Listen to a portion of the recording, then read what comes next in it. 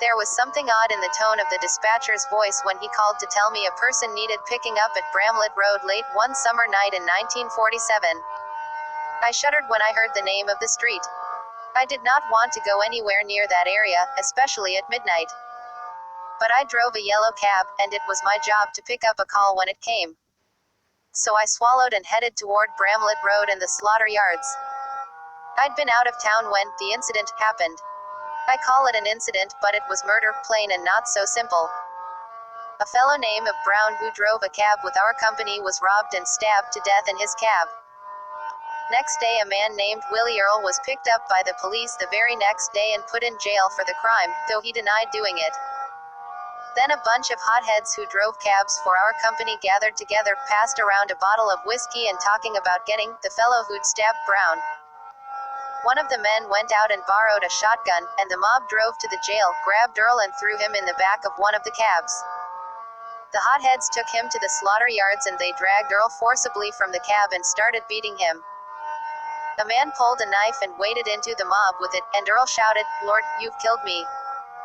That's when the fellow with the shotgun put a bullet in his head, reloaded, and shot him twice more.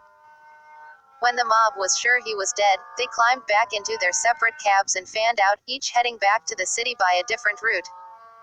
Eventually word got out and 31 fellows were arrested for the crime. But they were all acquitted by a jury of their peers. After the incident, the slaughterhouse section of Bramlett Road got a bad reputation. No one in the cab company much liked driving there, especially at night. Folks claimed it was haunted by the ghost of Willie Earl.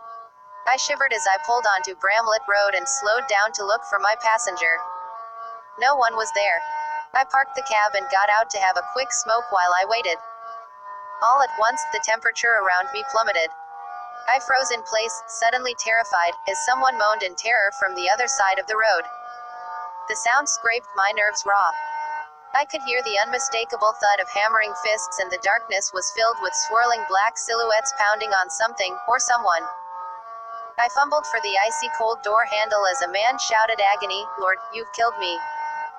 I threw myself inside the cab as a gun exploded, cutting off the man's cries. The shot was swiftly followed by two more. I squealed the tires as I spun the cab around. A tall, battered figure that glowed just enough for me to see its lolling head, the blood-stained, dead features, the knife-torn clothes blocked the road in front of me. I gasped, floored the gas pedal and swerved around it, heart hammering so hard it hurt my ribs. I was still trembling when slammed into the office a few minutes later and told the dispatcher I was quitting. Then I grabbed my things and headed for home lickety-split. There was no way I was going to Bramlett Road ever again. And I never did.